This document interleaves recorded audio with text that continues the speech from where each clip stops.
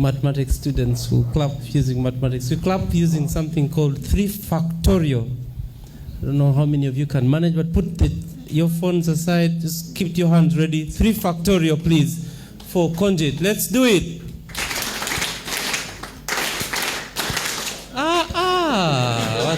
Watch away. Let's try it again. Yes. Thank you very much, Conjugate. Next, let's take a few moments and listen to Joram. Good evening, everyone. My story is not a great story like what my sister has shared. Mine is very humble story. It began in high school.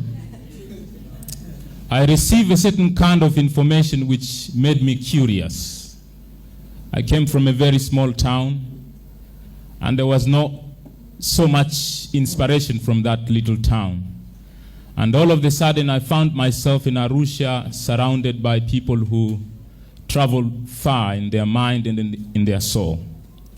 So every week during discipleship lessons, I could receive information about Jesus, and I know it is not by accident that we have met here along the shores of Indian Ocean to talk about such a great man. All the 3 monotheistic religions, they talk about Jesus. So I was introduced to Jesus in a very special way, and that information made me curious, and I just had to read the Bible by myself.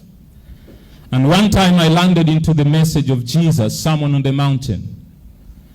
And there's a certain part, Matthew chapter 5, Jesus is speaking to his disciples. And to the people who are listening to him, you are the light of the world and you are salt of the earth. As a poor boy from poor background, listening to those words from Jesus, then I started to ask myself questions. Can a person like me become a light of the world or a salt of the earth? And if I'm going to become that kind of light that penetrates into the darkness, or that kind of salt that preserves the earth, what was I supposed to do? So I was meditating and thinking about these big questions as I was graduating from a certain school on top of the mountain in Arusha and finding my own ways and facing the world outside. And then during the time of graduation, there was a wonderful song I will never forget. It's called Carry Your Candle and Go to the darkness and, let your light shine, something like that, similar to the message of Christ. And then I went to the university now. I was pondering then, what is next? I've heard this great information from great people. And if I'm going to become relevant in this country called Tanzania, what am I supposed to do? And there are points I doubted myself, because nobody from my family ever told me that I was the light of the world or something like salt of the earth. These things were higher for me. When I started to reach out to secondary school and high school, speaking to students, and kind of after sharing, I could feel something within me, like a sense of joy, the kind of joy that I could not explain. And then I started to think perhaps I can become that kind of light in my society. So it began with a sense of conviction and a belief system. It's regardless where you come from, if you truly believe in the message of Christ, and then you start to think about him, there's a way he helps people. And then I saw a huge opportunity in Tanzania. Elders are passing day after day. And we used to have old men in Tanzania. People used to listen from them. They were very genuine and honest. But some of them, because of time and the natural selection, they are no longer there. Then I asked myself, if I was to become relevant to Tanzania, what are some of the things that I can learn and become relevant? And I noticed Swahili as a language and history of Tanzania, because I wanted to speak to the minds and the hearts of Tanzanians.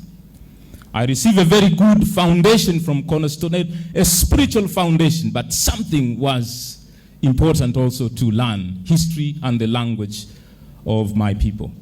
And then I devoted quite amount of time to try to understand so that I could become an old people while I am young. So through that, then I started to use social media. Social media to me was like a platform to try to test my idea and to think if my idea were relevant. Because no one is going to give you a platform. If you're young, no one can give you a huge platform. But social media, I don't like social media naturally.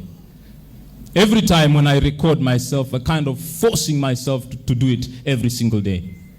If I had a decision like to choose between being calm and remain my comfort somewhere and eat my portion in peace, I would rather do that rather than trying to teach somebody the ways of life.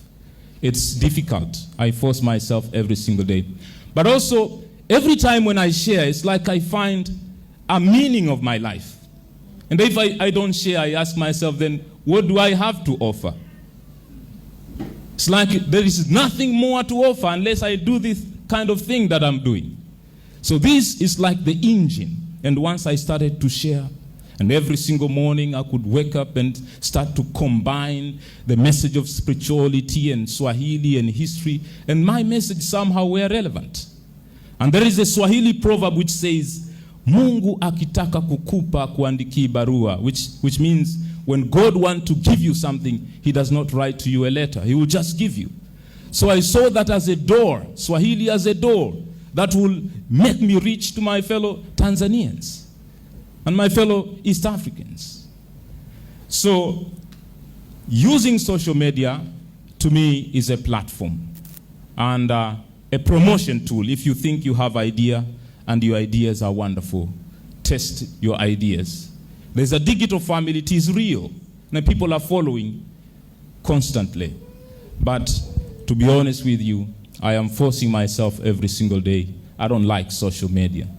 Having said that, God bless you, good people, and I'm humbled to be in front of you.